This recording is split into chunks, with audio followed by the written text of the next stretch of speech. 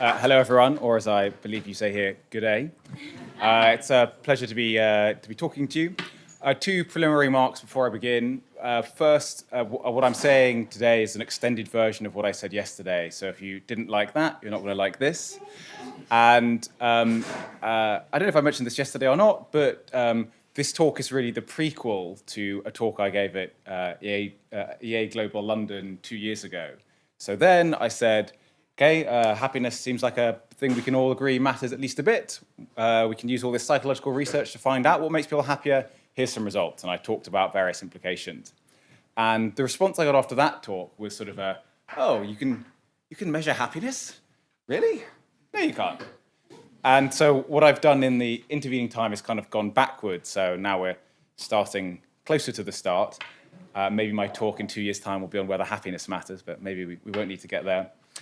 So this is trying to kind of fill that in, and then one of the links on my profile is from the talk 2 years ago, where I say if you take this approach to doing good seriously, then here are some of the implications. But mostly, I'm just going to be trying to sell you on a way of thinking about doing good. Okay, so here's a familiar problem for effective altruists. For about $5,000, these are American dollars. I apologize. You can save one child's life. You can double 5 people's income for 1 year. So that's through Give Directly.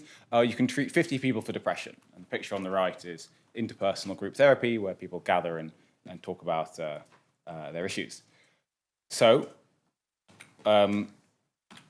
which one does the most good? And we might have some intuitive responses to this question, but what I want to get you to think about is what's the method we should use for deciding that? What's a principled way of weighing up the value of different outcomes? So we know what effect we can have, or what's the value of these different effects. So here's the outline of the talk. I'm going to discuss the current approach to measuring impact used by effective altruists to date and highlight some problems with it. I'm going to propose an alternative approach, which is using subjective well-being. So subjective well-being is an umbrella term to refer to self-reported measures of happiness and life satisfaction. And we should use that to weigh up how good different outcomes do. I'll raise 5 objections to this approach, of which I will try and address 4, and I'll set out some directions for further work. Right, so if you want to understand how effective altruists have historically thought about doing good, and I should say that really what I'm discussing applies in the context where I'm thinking about improving the well-being of people around today. The subjective well-being approach doesn't help us very much with animals. We can't ask them how happy they are. And you might think concerns related to the far future don't turn on these issues of what well-being is and how we measure it. I mean, maybe, but this talk is primarily of interest to people who are interested in helping humans in the near term. Okay, so if you want to understand how effective altruists have thought about that topic, you need to understand the quality-adjusted life year. And I apologize for those of you who are old hands and are really familiar with what QALYs are and how they're constructed, but I think I should go through this anyway. So the quality-adjusted life year is a measure of health, and the idea is that different health states are ranked between 1, perfect health, and 0, which is equivalent to death. And so being blind might be 0.5, and the idea is that 1 year of blindness is as good in terms of QALYs is as good half a year of life in full health. So different health ratings have these weightings, and you can see from the picture that QALYs are a measure of kind of how much quality and quantity of health is improved. QALY weights are determined through hypothetical trade-offs. What happens is members of the public will be given sort of vignettes of health. So we'll talk about different dimensions of health, and then they'll say, how much of your life would you be prepared to trade off not to be in this state? So you can have 10 years with this condition, or X years of full health. What are the number of years of full health you'd be prepared to trade off? So maybe people would be prepared to trade off 1 year of life in full health for 2 years of life being blind.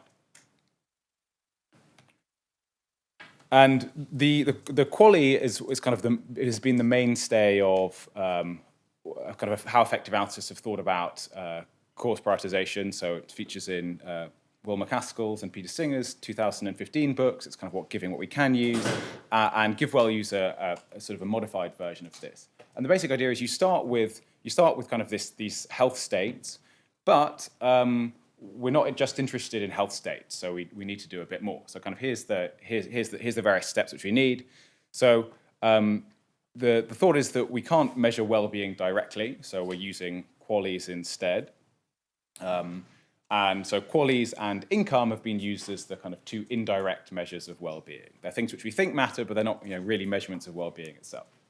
And then what happens is that we need to find some way of trading off QALYs and income against each other and against other things. So is one QALY equivalent to 5 years of doubled income, to 10 years of doubled income? I'm using doubled income because the idea is that there's this kind of background thought in economics that people at different levels of wealth will have the same, the doubling of income will have the same impact on your well-being, however rich you are. So, but different people, the absolute changes are less important.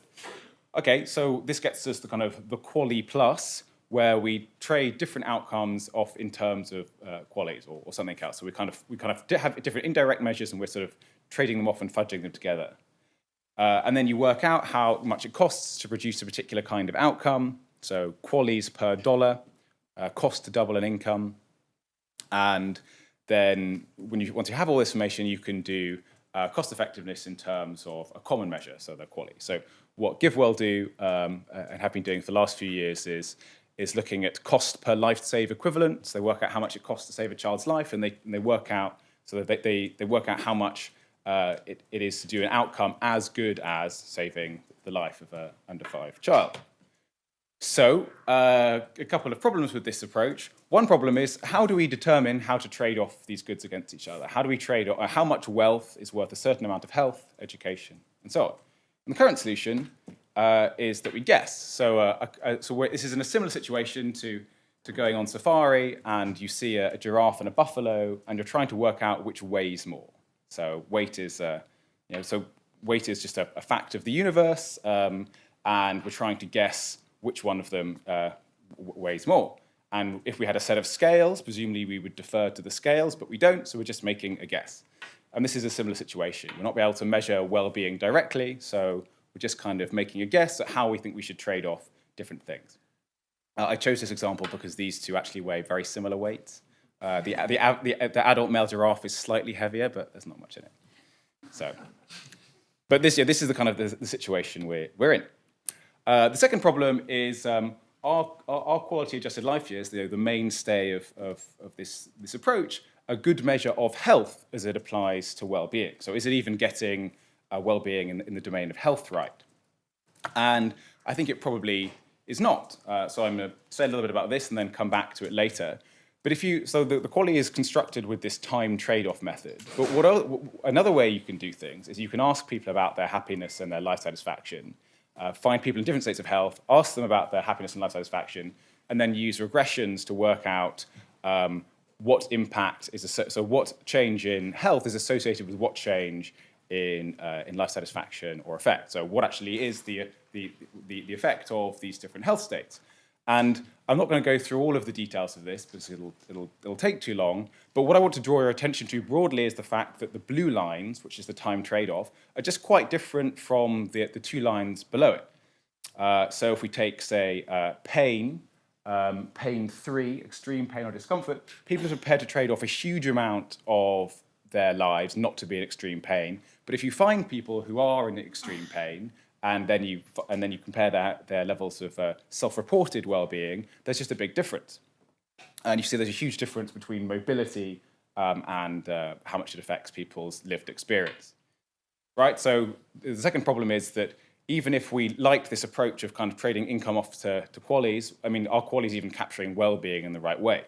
I am going to suggest not. So what I propose we use instead is the subjective well-being approach. In the research in subjective well-being, this is sometimes called happiness. Research into happiness, research into subjective well-being. These terms are used synonymously, which isn't quite right, but there we are. So there are two components to subjective well-being. You have hedonic measures, so how good or bad your life feels as you live it, which is what I think happiness is. So I'm going to talk about happiness using that. And then you have evaluative measures, which are judgments of how your life is going, how a part or the whole of your life is going. And the most commonly used question is life satisfaction. Overall, how satisfied are you with your life nowadays, 0 to 10? So one is capturing experiences, the other is capturing judgments of life. And these are the two components of subjective well-being. So a little bit of history on this to put it in context. In the days of Jeremy Bentham, economists thought that the point of economics was to try and work out how we could maximize happiness, which economists often call utility. And in the 1930s, economics took a turn, as I understand it, in large part due to the work of Lionel Robbins, who is at London School of Economics. And Robbins argued that trying to find out how people's utility was neither necessary nor possible. It wasn't we didn't need to find out how happy people were. All we needed to do was be able to observe their behavior.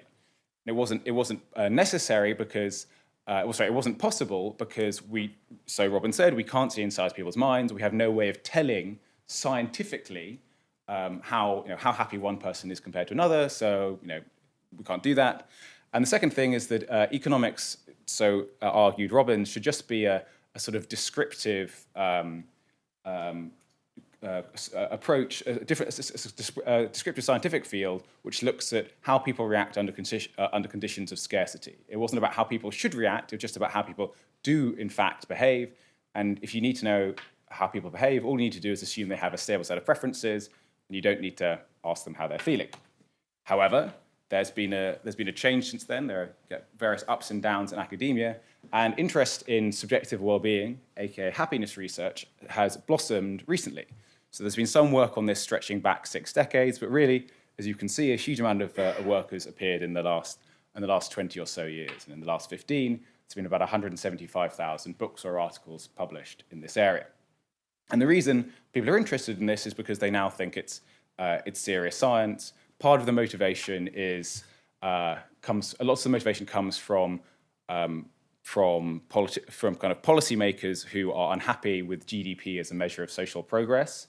And everyone basically agrees GDP is terrible, but there's sort of an ongoing debate as to what we can replace it with. And the subjective well-being measures, I think, are the least worst replacement for that. So I think lots of the interest has been driven by that. Also, just more research on demonstrating that, in fact, you can measure happiness, which is what we come to now, amongst other things. So I think there are 5 objections to subjective well-being data. A lot of text on the screen, I'll read it out. So the objection 1 is that subjective well-being is unimportant. We don't care about happiness or life satisfaction. They don't matter morally, so it doesn't matter whether we can measure it, not important. Subjective well-being is not measurable through self-reports.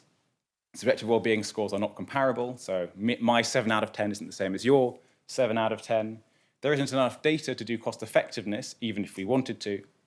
And 5th, that on this new approach, we don't get any different priorities from the QALY plus method, so it makes no practical difference. And in what follows, I'll try and address all of those apart from 3, for reasons I'll explain when I get to 3. So I think the first objection can be laid to the side quite quickly. Some people will hold that life satisfaction and happiness is the only intrinsic good, the only thing which matters in and of itself, the only final good. And such sort of fanatical diehards, in which I put myself in that corner, will want to rely on subjective well-being scores alone, if there's enough information. But I think nearly everyone will agree that happiness or life satisfaction are either one of the things which matter in and of themselves, they are a component of the good life, or they're at least telling you something about people's lives going well. I mean, maybe all you care about is having your desires satisfied, but maybe you think life satisfaction is a pretty good way of working out whether someone's desires are satisfied. So I think everyone will want to factor in this information somewhere, even if it's not the whole story. So let's say you value happiness and autonomy, well, and those are the only 2 things you value, then you will still want to use the information about happiness in your decision-making. And there's this kind of odd thing where people seem to start with the view, happiness is not the only thing which matters, and quickly end up with, I don't care about happiness at all. And I find one of the things I have to frequently do is remind people that happiness and life satisfaction are in fact things that they value. So there, you've been reminded. Right, so moving on, objection 2. we might not think that subjective well-being is measurable through self-reports. Well, there are two bits of this. You could object at different levels. One, you could wonder whether theoretically it's possible, even in principle, to measure happiness or satisfaction just by asking people how happy and satisfied they are. Or you make a practical objection, which is that you say, look, okay, we can do this in theory, but the current methods we're using are lousy and they're not getting us to the thing we're interested in. And in a more technical term, the question is whether the measures are valid, that is, they succeed in capturing the underlying thing they're trying to capture. So let's go through these in turn. If you want to understand the theoretical picture, you need to understand a little bit about a little background theory in the philosophy of science, which is psychometric construct validation. 3 words I'm imagining few of you will be familiar with, so I'll explain these. So the background approach is you assume there are constructs. There's some stuff out there that's kind of interest. Examples might be intelligence, happiness, personality. Because these are psychometric constructs, they're in the mind, they are latent, which means that you can't directly go and see someone's personality. You can't get inside their brain and so on. The same for happiness, which is why it was rejected as not a thing you could measure, because you couldn't physically test it. You couldn't measure it objectively. And then you have the idea is you have measures which detect the observable features of the construct.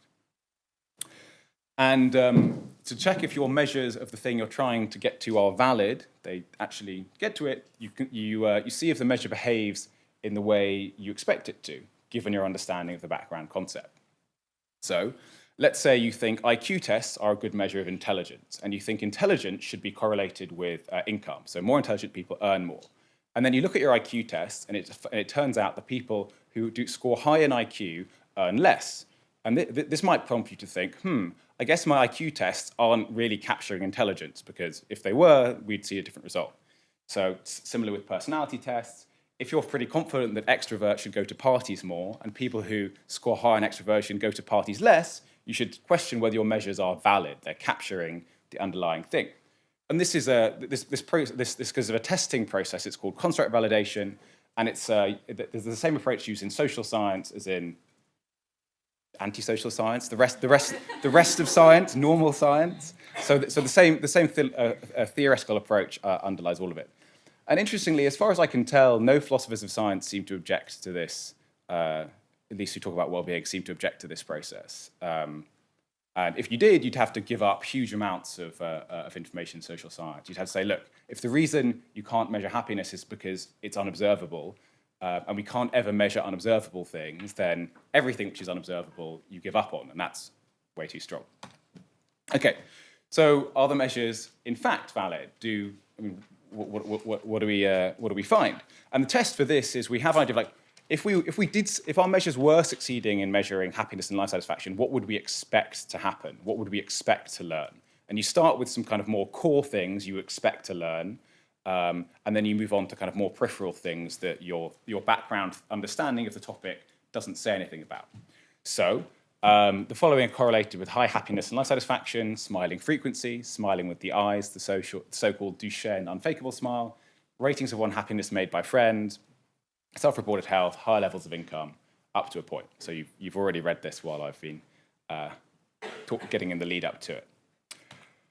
The following are associated with being happier, so higher reports of overall feeling good, in being engaged in intimate relations, socializing, relaxing, eating and praying, and people feel less happy when they are commuting, working, engaging in childcare or housework.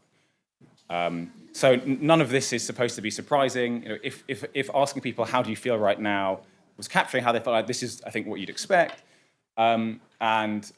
It's sort of another little point, life satisfaction scores successfully predict how often people commit suicide. And again, if we thought that it'd be really surprising if people who are more satisfied with their lives committed suicide more. So actually, we're sort of finding what we expect to find. I'm sort of battering you with the evidence here and telling you that this what you might think is an arguably oversimplistic approach of if you want to find out how satisfied someone is with their life, you just ask them. Is actually seems to be meaningful in picking up what we expect. Here's some changes over time. So these are various individuals in UK panel data who are followed year on year. They report their life satisfaction. You see what else is going on in their life, and through various statistical jiggery-pokery, you can sort of work out what the effect of different changes are. Okay, so we have unemployment. The point in this is kind of 4 years before and 5 years after. So you can see that people are getting a little bit less satisfied with their life coming up to unemployment. They're expecting it.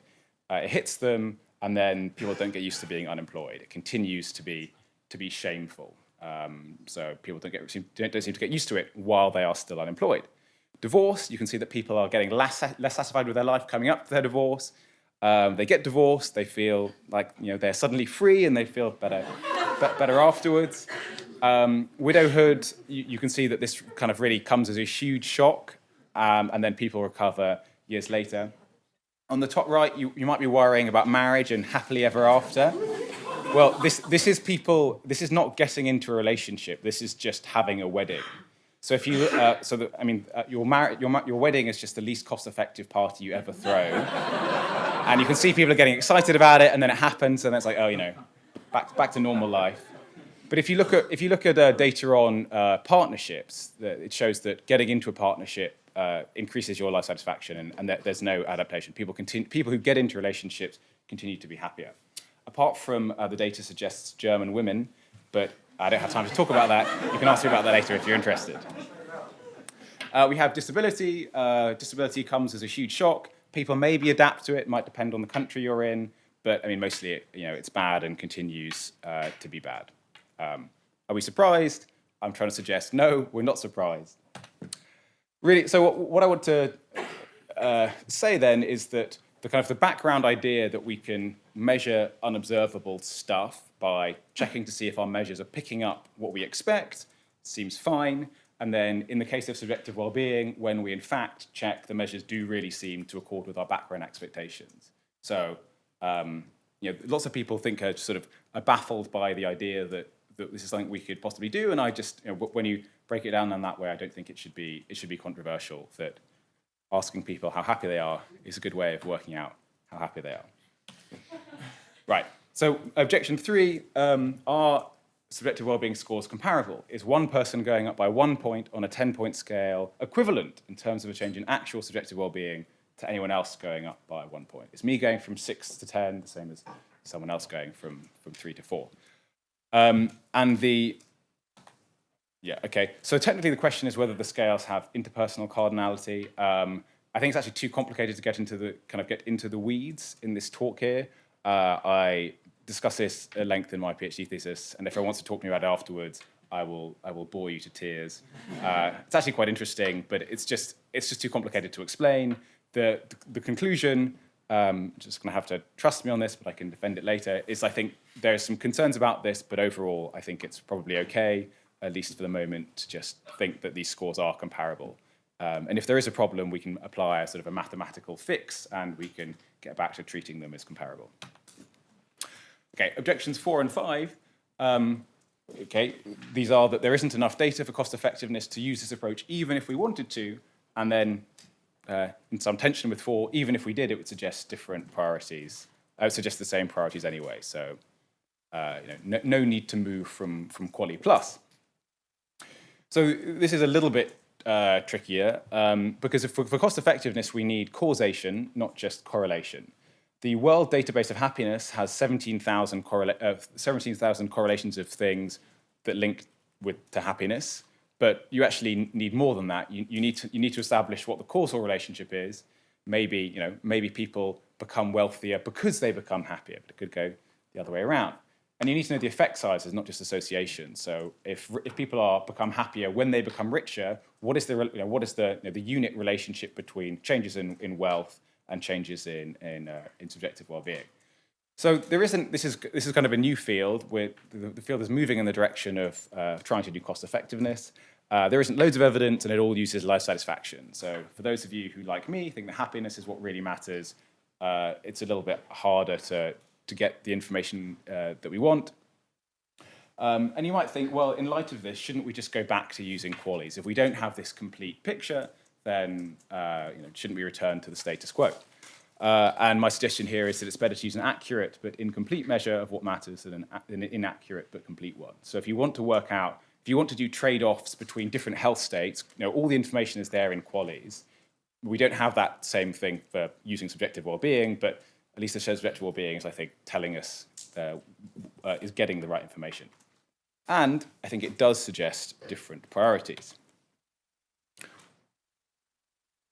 This is a table from The Origins of Happiness by Clark et al., which is the state-in-the-art using developed country data. This is from the British Household Panel Survey, looking at the doing regressions to assess the effect of different life changes on life satisfaction. And I can't go through all of it, but the thing I'm going to draw your attention to when we're kind of putting on the hat of does this change our priorities relative to what we would have expected, is the doubling of income has increases life satisfaction by about 0.1, taking me from 7 to 7.1. You might think that's very small, but it's I mean it is. So I think that is very, very small relative to expectations. I mean, the biggest kind of effects we find are from being separated or partnered, and then anxiety or depression. So if you could stop one person having depression or anxiety, or you could double the income of 5 people in this UK data set, it would be about as good if you're just looking at the effects on those people. So what that suggests to me is that the effects of depression and anxiety are much bigger than we would have expected, and the effects on income are much smaller than we would have expected. And I'll say a little bit more about why that is later. So then the concern is that if people have been doing this kind of giraffe versus buffalo type approach to weighing up how much impact different things have on well-being, and our intuitions are mistaken, then we've probably got our priorities wrong to some extent, and we'll want to correct for those, which the subjective well-being data allows us to do.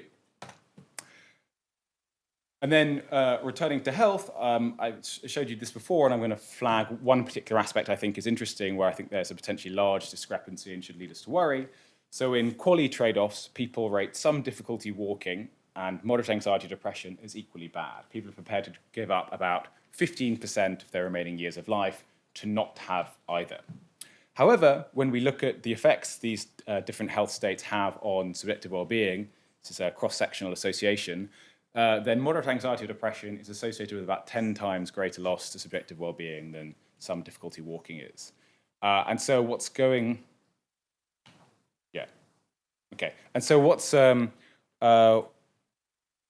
seems to be going on here is that QALYs are based on hypothetical trade-offs. You're being asked to imagine how bad some event would be, and there can be a difference between how much you expect something would affect your life versus when you think about it versus how much it does in reality.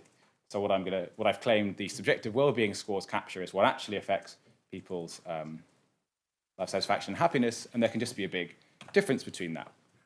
And to understand this, I'm just going to flag that there's a psychological literature on affective forecasting, so our abilities to predict our future emotional states and others' emotional states. And there's kind of a number of biases in the way in which we seem to do this. So one is focusing illusions. Our decisions about how bad we expect things to be turn on easily imaginable salient details. So I ask you, how bad would some difficulty walking be? And you're imagining you're walking with a stick and hobbling along, thinking like, that's, I don't really want that. And then I ask you to imagine moderate anxiety or depression, and it's just not really that easy to imagine. There's just, yeah.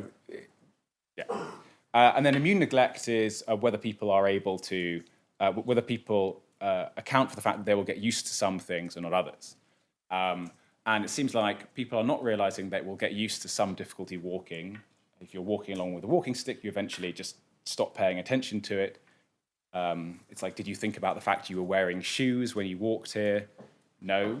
And then, but people don't take account of the fact that they won't adapt to moderate anxiety or depression. It will keep, as long as you're having sad thoughts, your attention will keep being drawn to those, and so the mental health conditions are relatively full-time, whereas physical health conditions can be more part-time in terms of their draws on our attentional energy. So I think that's sufficient to indicate that we might get different priorities, and at least we should think about that. And the question that follows is, if we try and crunch some numbers and do some cost effectiveness, then do we find anything different?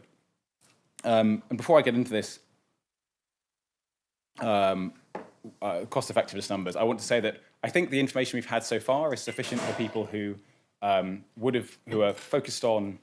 might have been focused on global poverty or physical health to at least think about switching their careers. And there's a difference between what we can do with our time and what we can do with our money.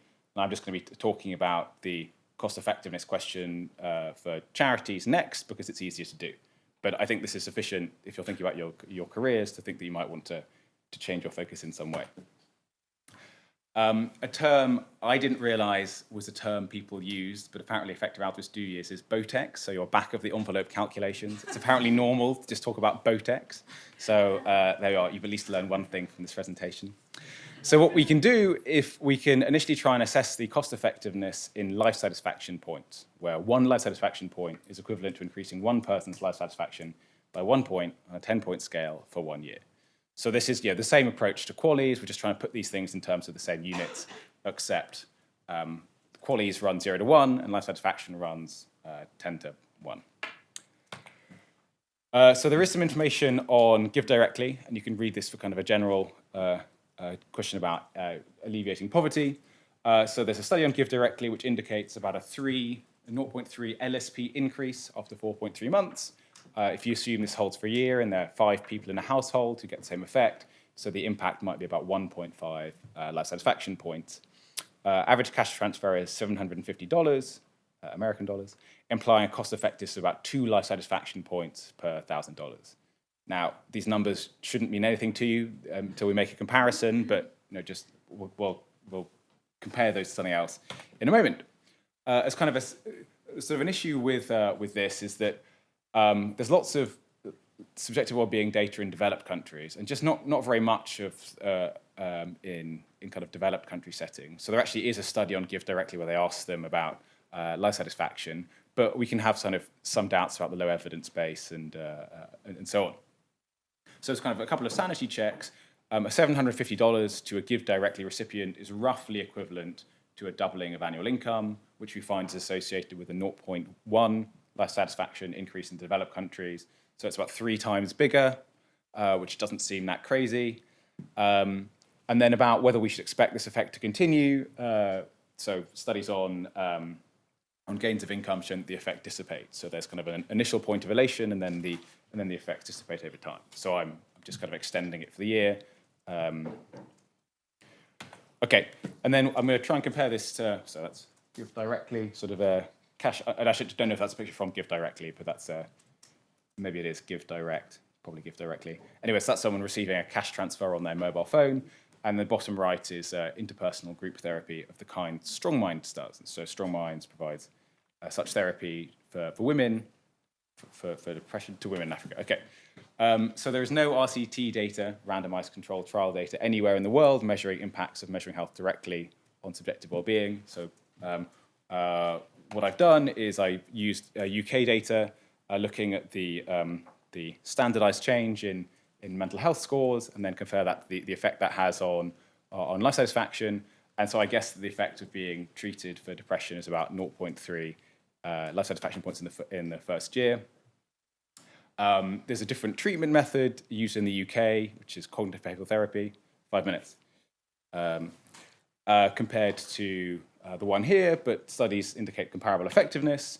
So I'm going to discount Strong Minds a bit. It's a question about how long the treatment lasts. So I'm following a Founders Pledge report in saying it's a 75% annual retention rate. So with participant costs of $100, this gets us to about 7.4 life satisfaction points per $1,000. So this is about 4 times better, which is what I say on that slide. So there's some further issues, and in the interest of time, I'm going to speed through them. I'm just going to confuse you basically by raising various sets of considerations. So there's this worry that increasing the wealth of some may have spillover effects. So you make some wealthier, and then those who are not wealthier get worse off. There are lots of information on the comparative effects of incomes. So this analysis of Give Directly Strong Minds isn't sensitive to spillovers because Strong Minds already looks a few times more effective. If we did account it, it would probably change the gap. However, GiveWell rates its top charity, Deworm the World, as being about 18 times more effective than Give Directly. So if Strong Minds is 4 times more cost effective, that isn't sort of sufficient to beat the best in class. However, if we're really concerned about the spillover effects, then that might reduce the relative margin. How much should we discount for spillover effects? Don't know. There isn't enough good information. Well, what if we used happiness rather than life satisfaction? So we can do the same thing. We're trying to rate interventions on a 1 to 10, or sort of on life satisfaction point. We can do the same thing with happiness points. And so this is likely going to favour the mental health interventions relative to poverty by some extent. So in different sets of data, mental health seems to have a bigger effect on happiness than on life satisfaction, and income has a bigger effect on life satisfaction than on happiness. So if we kind of just naively try and change these around, then it looks like Strong Minds is about 13 times more cost effective than Give Directly in terms of happiness rather than life satisfaction. And then if we're accounting for spillover effects, then this might change the picture further still, and it's kind of unclear what we should do with that. Okay, then this is a bit sort of the other question people are interested in, and for which I don't yet have a very good answer, is how we can improve saving lives to improving lives. Okay, so we can try and do the same thing in terms of life satisfaction points, just a bit like we would historically have done them in terms of QALYs. So you can save a life for about $5,000, gets you 60 counterfactual years of life. How many life satisfaction points or happiness points is a year of life worth? And the issue is that we ask life satisfaction on a 0 to 10 scale, but we don't know where on the 0 to 10 scale should be treated as the neutral point equivalent to non-existence. So we might assume it's 5, it's the middle of the scale, that seems the natural point for the neutral point. But average life satisfaction in Kenya, to pick up a random one country where MF operates, is about 4.4. So if that were the case, then saving lives would be bad. You'd be saving lives not worth living. And it seems implausible that the average person living in Kenya has a life not worth living, so maybe that's too high. However, if you say that the neutral point is 0 out of 10, then AMF's cost effectiveness is then much more cost effective than our life improving interventions. So it turns out this rather unsatisfactorily turns on a so far arbitrary consideration about where we draw the line on the subjective well-being scales between existence and non-existence. Okay, let me wrap up and say where I think we are. So the historical approach to trying to do cost effectiveness analysis, I think, is somewhat unsatisfactory. It's used indirect measures and then face the challenge of how you trade those measures off. I think we should replace, or at the very least supplement, this approach by using subjective well-being, which I hope I've convinced you is something you care about, and it seems to be sensibly measurable.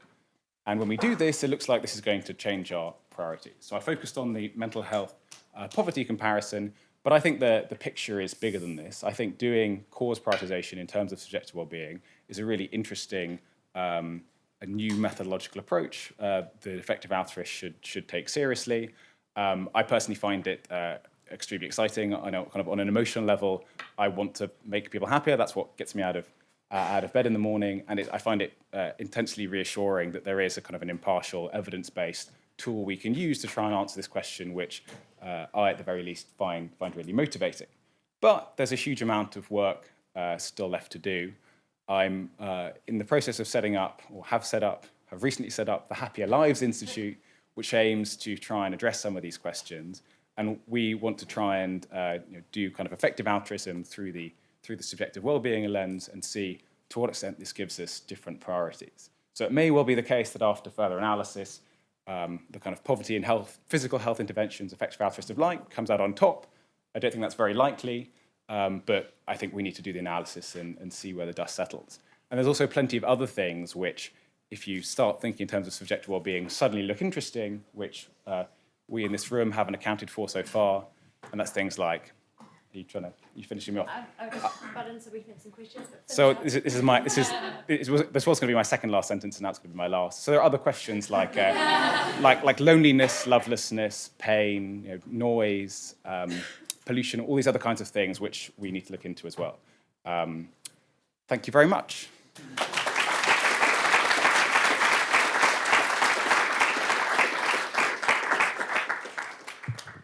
Thanks, Michael. I'll just go through some of the shorter questions, although they're not necessarily the ones with the shorter answers. So remember that you can find Michael in the room is on there, but at 4:15, if you want to get a chance to ask these questions. Otherwise, he can see these comments, so he might be able to respond to them directly. So we'll ask first, why measure happiness or life satisfaction and not meaning in life? So do you think there's a difference between those? And I don't know what meaning is, and I don't think anyone knows either. Sorry? Well, that's an answer to what might constitute, to what might be meaningful, but not what meaning constitutes.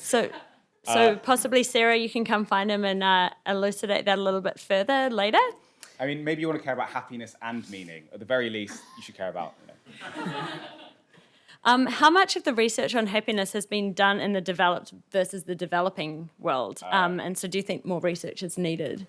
As a researcher who wants to stay employed, I always think more research is needed. I think this is also true in this case. Most of the research is in the developed world. I mean, the Gallup World Survey looks at collects data from 130 countries all over the world, but most of it's at the developed country end. So one thing I'm interested in trying to do is to kind of exhort development economists to take this stuff seriously, so that we can see what difference it makes. Yeah, great. And a question that is getting a little bit more philosophical, I guess, but something that's pretty common to think about in EA circles. So if you're valuing happiness and life satisfaction, is bringing a new net happy life into the world an ethical good, and how would you evaluate this? Yeah, so this is all views in population ethics are controversial. This is the view I'm not totally happy with this view, but this is the view I think is the least worst one. It's just that creating new happy lives doesn't benefit anyone. No one is benefited by being brought into existence. I think morality is about trying to bring benefits to others, to increase people's well-being. So I think there's no value associated with creating new happy lives. All right, interesting. All right, thank you, Michael. Everyone.